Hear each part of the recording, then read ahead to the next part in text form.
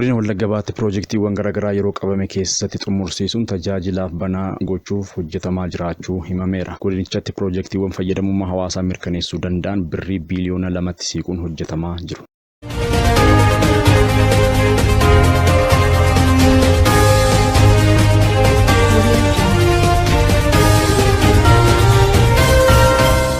Godina Wallagga Baatti piroojeektiiwwan fayyadamummaa hawaasaa mirkaneessuu danda'an 354 birrii biiliyoona 1 fi miiliyoona 900 oliin hojjetamaa jiru. Piroojeektiiwwan kun yeroo qabame keessatti akka xumuramaniif hojjetamaas jira. Aanaalee godina Wallagga Bahaa 17 keessatti piroojeektiiwwan galtee diinagdee gooroo jedhamanii waamaman birrii biiliyoona 1 fi miiliyoona 900 oliin hojjetamaa jiran keessaa piroojeektiiwwan 102 xumuramuun hojii kan eegalan yommuu ta'u, kanneen ijaarsi isaanii adeemsarra jiran yeroo jedhame keessatti xumuramuun tajaajila akka kennaniif hojjetamaa akka jiru. Gaafatamaan waajjira maallaqaa godina Wallagga Bahaa obbo Shimallis Hamsaaluu himuun hojii kana keessatti hirmaannaan hawaasaa olaanaa ture jedhan. Bara baajataa 2016 hojjetamaa jiru piroojeektoota 354 jechuudha. Piroojeektoonni kun sadarkaa naannoo, sadarkaa federaalaa, sadarkaa godinaa fi akkasumas baajata idilee aanaatiin qabamanii kan hojjetamaa jiru ta'uu isaati. Keessattuu piroojeektoonni kun piroojeektoota galtee dinagdee gooroo ta'an jedhanii kan tilmaamanidha jechuudha. Keessattuu dhimmi xiyyeeffannoo mootummaan piroojeektoonni galtee gooroo dinagdee gooroo ta'uu danda'an sana adda baafamanii kan hojjetamaa jiran jechuudha.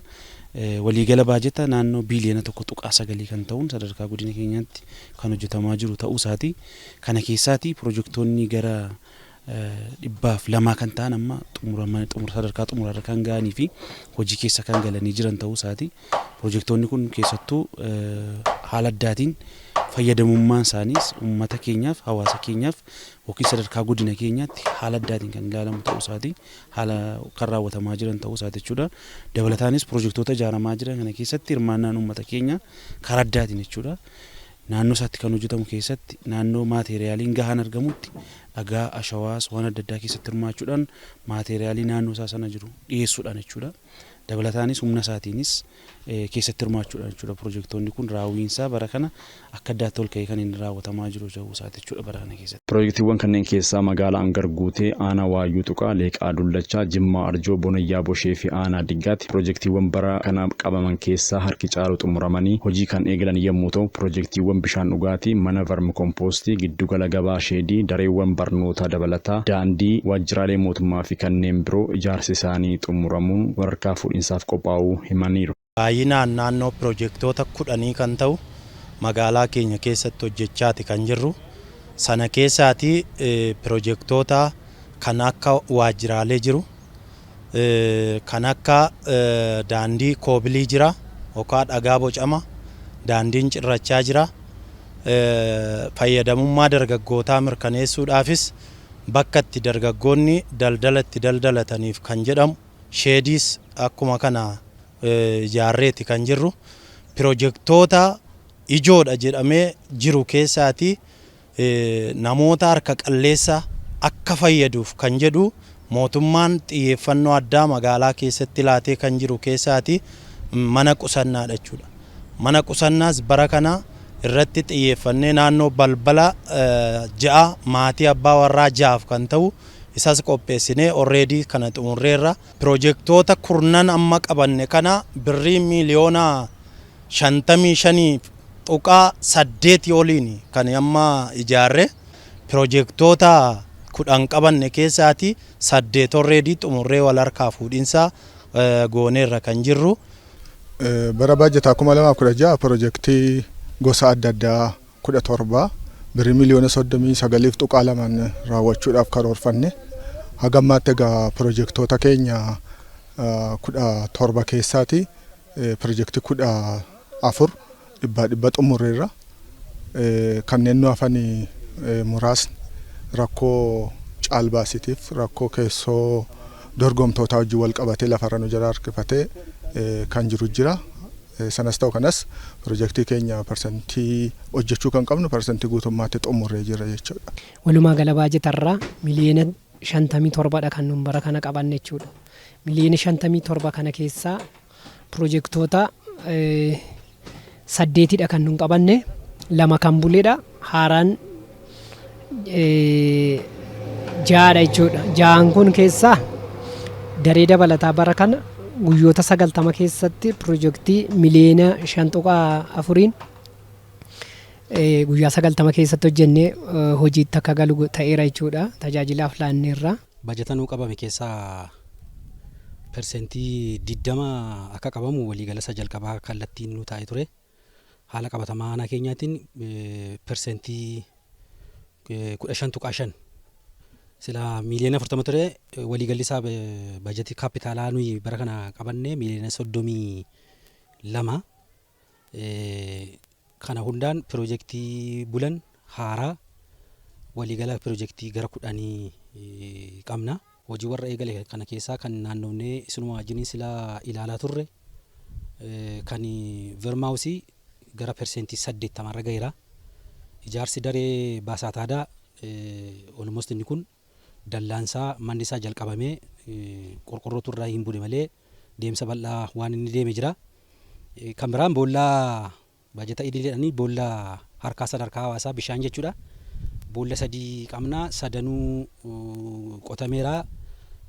Yeroo ammaatti maateriyaalii barbaachisan buusanii hojjetanii tajaajila uummataaf akka inni ooluuf itti deemamaa jira. Garuu boollichi hundi isaa qotamee kan xumurame yommuu ta'u, akka waliigalaatti kan mootummaa fi dhaabbilee dhuunfaa yookaan dhaabbilee miti mootummaa dabalatee piroojeektiiwwan 24 aanaa kana keessatti hojjetamaati kan ba'an jechuudha.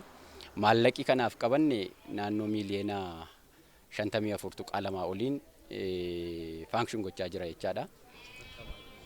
Har'a piroojeektonni kun baay'een isaanii xumuramanii hojii kan eegalan illee kan jiranii fi piroojeektota 24 qabnu keessaa piroojeektiin 11 xumuramanii isaan keessaa vermi kompoostiin hojii eegalee jira jechaadha. Jiraattonni aanaalee kanneenii tokko tokko yaada kennaniin dhabiinsa bu'uuraalee misoomaa kanneeniitiin rakkoo hawaasummaa fi diinagdee garaagaraatiif saaxilamaa turuu himuun yeroo ammaa kana mootummaan rakkoo qaban hubachuun gaaffii keenyaaf deebii nuuf kennu isaatiin gammanneerra jedhanii piroojeektoota kanneeniif kunuunsa barbaachisu hunda ni goonaa jedhaniiru.